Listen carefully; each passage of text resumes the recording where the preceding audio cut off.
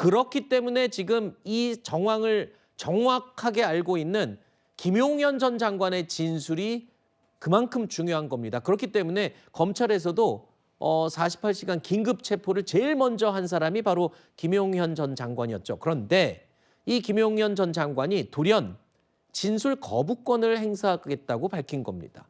과거에 계엄설이 제기될 때마다 단호하게 선을 걷던 김 전 장관의 목소리를 다시 한번 들어보겠습니다. 이런 우리 대한민국의 상황에서 과연 계엄을 한다 그러면 어떤 국민이 과연 이게 용납을 하겠습니까? 이런 계엄 문제는 지금 시대적으로 좀 안 맞다. 저는 그렇게 생각하거든요. 그래서 너무 우려 안 하셔도 될 것 같다 하는 생각을 말씀 올립니다. 장관님, 국방부 장관이 모르는 계엄 준비가 가능합니까? 불가능합니다. 검찰이 김용현 전 장관에 대한 구속영장을 청구하면서 청구서에 윤석열 대통령이 사실상 우두머리다라는 식으로 명시를 했어요. 그러니까 적시를 그대로 하진 않았지만 사실상 인정하는 그런 청구서를 제출을 했거든요. 그런데 지금 김용현 전 장관이 저렇게 입을 닫아버리면 확인할 수 있는 유일한 통로가 사라지는 거잖아요.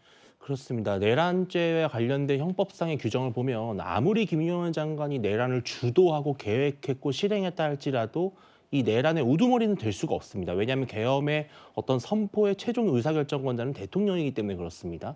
김용현 전 장관에 대한 수사에 있어서 가장 중요한 부분은 김용현 전 장관이 윤 대통령에게 무엇을 보고하거나 건의하였고 또 무엇을 윤 대통령으로부터 동의를 얻어서 지시를 받아 이행했는지 이 오고 간 대화나 여러 가지 보고의 흔적 이것이 상당히 중요한 수사의 근거일 것입니다. 여기서 나타나는 것이 바로 윤 대통령이 실제로 국회를 봉쇄하고 계엄 해제 요구를 막을 그럴 의지와 역량이 있었는지 혹은 계엄을 선포하게 된 구체적인 배경과 경위가 무엇인지 과거에 3월부터 야권이 주장하는 것처럼 계엄을 치밀하게 준비했는지를 확인할 수 있을 것입니다. 김 전 장관은 돌연 적극적으로 수사에 임하는 것처럼 보이다가 윤 대통령의 담화 이후에 전술을 좀 바꾸는 것 같습니다. 그러니까 침묵하고 진술을 거부하는 쪽으로 했는데요. 김 전 장관의 침묵이 수사당국의 수사를 어렵게 만드는 요인이면 전 틀림없을 거라고 봅니다. 그러나 꼭 김 전 장관의 진술만에 의존하지 않더라도 예를 들어서 국방부나 관저에 대한 압수수색들을 통해서 확보한 자료에 예컨대 몇 개월 전부터 국회를 어떤 식으로 통제할 것인지에 대한 구체적인 보고 문건이 나온다든지 이것을 김 전 장관이 대통령실에 보고를 해서 윤 대통령의 재가를 받은 어떤 정황이 있다든지 이러한 여러 가지 부수적인 상황을 갖고도 충분히 사실관계를 미루어 짐작할 수 있기 때문에 김 전 장관의 침묵이 과연 수사를 원천 봉쇄할 수 있느냐 그것엔 좀 의문이 있는 것 같습니다. 저는 어제였죠. 김용현 전 장관이 보도를 통해서 이렇게 변호인을 통해서 밝혔습니다. 나는 내란죄, 그러니까 계엄의 우두머리가 아니다. 이 말은 지시자가 분명히 있다라는 거를 말하는 거잖아요. 그래서 책임 회피를 하는 건가? 라고 했는데 곧장 이어서 주장하는 게 대통령의 계엄은 합법적인 통치 행위임이 분명하다라고 또 주장을 했어요. 자, 그러면 나는 주동자, 우두머리가 아니고 지시자가 있다. 그리고 대통령의 합법적인 계엄이었다라고 얘기를 하고 그다음에 이제 침묵을 합니다. 그러면 지시자는 있지만 내가 입 닫으면 그걸 밝히기는 힘들 거다.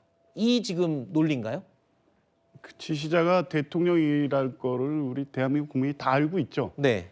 그 논리는 이번 비상계엄이 헌법에 위반되지 않고 내란죄에도 해당되지 않으므로 본인이 대통령의 지시를 받아서 했다고 하더라도 내란죄의 주요 임무 종사자가 될 수 없다. 네.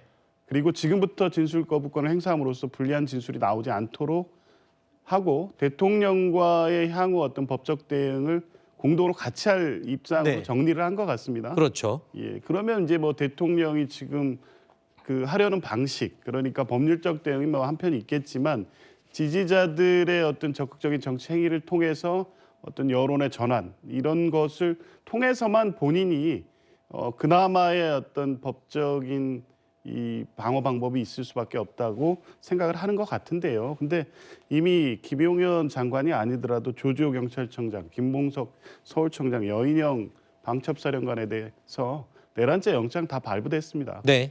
주요 임무 종사자들이고요. 특히 곽종근 특전사령관 같은 경우에는 뭐 아직 구속은 안 됐습니다만 국회에 나와서 네. 대통령이 직접 전화를 해서 아직 본회의장에 정족수가 안 됐으니까 빨리 끌어내라고 했다고 매우 구체적 진술을 했고요. 조지호 청장에 대해서도 거의 스토커 수준으로 전화했다고 검찰에서 네. 진술한 걸로 알려져 있습니다. 대통령이 김용영 장관을 통해서만 지시한 게 아니라 네. 직접 주요 임무를 실행한 자들에 대해서 전화했다는 내용들이 국회 증언, 이건 굉장히 신빙성이 높다고 볼 수밖에 없습니다. 물증이 확보되지 않더라도 지금 당장 대통령에 대한 영장이 청구된다고 하더라도 발부될 가능성이 매우 높은 상태입니다. 바로 그 부분입니다. 김용현 전 장관이 이 진술을 거부한다 하더라도 직접 지시를 받았다고 주장하는 현장 지휘관들의 증언들이 쏟아져 나오고 있기 때문에 충분히 혐의 입증이 가능할 것이다라고 이야기를 하셨는데요.